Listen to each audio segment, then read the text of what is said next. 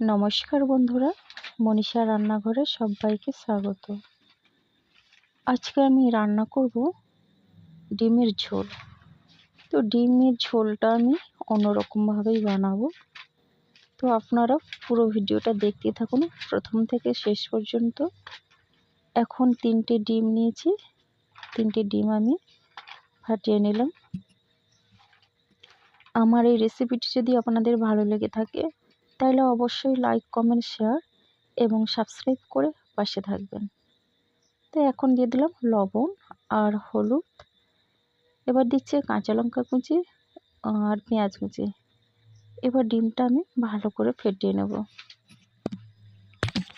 ডিমটা ফেটানো হয়ে গেছে।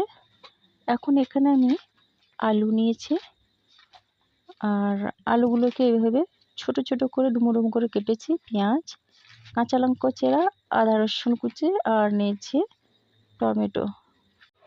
এখন আমি গ্যাসে একটা ছাঁচের কড়া বসিয়ে দিয়েছি এবং এই খোপগুলোতে হালকা করে তেল ব্রাশ করে রেখেছিলাম।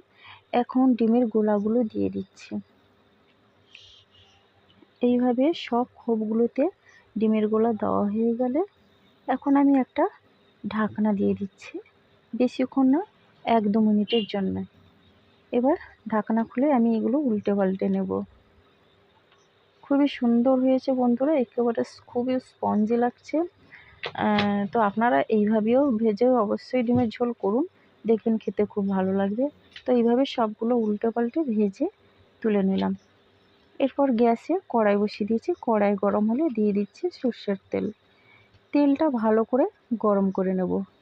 তেল গরম হলে ফোড়নে দিয়ে দিচ্ছি গোটা জিরে। এবার দিয়ে দিলাম 1/2 চামচের মতো চিনি। এখন দিচ্ছি পেঁয়াজ কুচি। এবার পেঁয়াজ কুচি দিয়ে একটু নেড়ে চেড়ে নেব। পেঁয়াজটা একটু লাল লাল হয়ে এলেই দিয়ে দিচ্ছি আদা আর রসুন, আর দিয়ে দিচ্ছি চেরা কাঁচা লঙ্কা। আদা রসুনটা আমি গ্রেট করে রেখেছিলাম। এবার দিয়ে দিচ্ছি টমেটো ও আলু একসঙ্গে দিয়ে দিলাম। তো সব কিছু দিয়ে ভালো করে নেড়ে চেড়ে নিচ্ছে। এখানে আমি খুব কম তেল এবং কম মশলা দিয়ে রান্না করছি।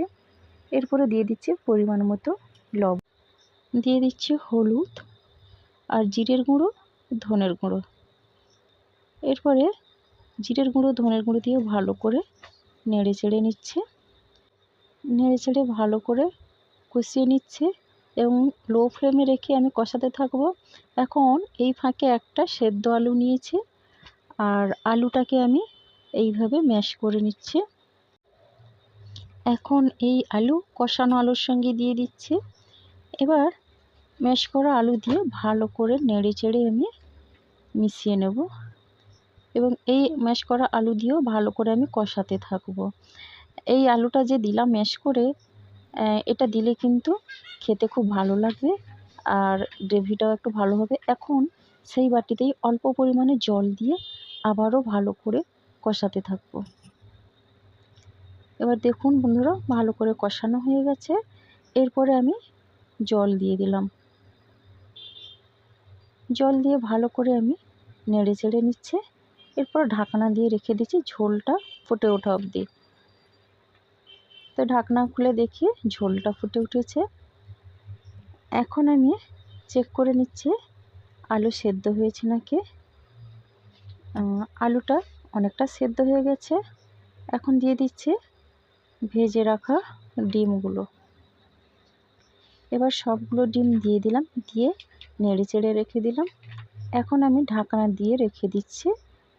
ঢাকনা দিয়ে আমি রান্না করে নিলাম। দেখুন বন্ধুরা, ডিমের ঝোলটা কেমন হয়েছে। আর এখন আমি দিয়ে দেখে নিচ্ছি আলুগুলো সেদ্ধ হয়েছে নাকি।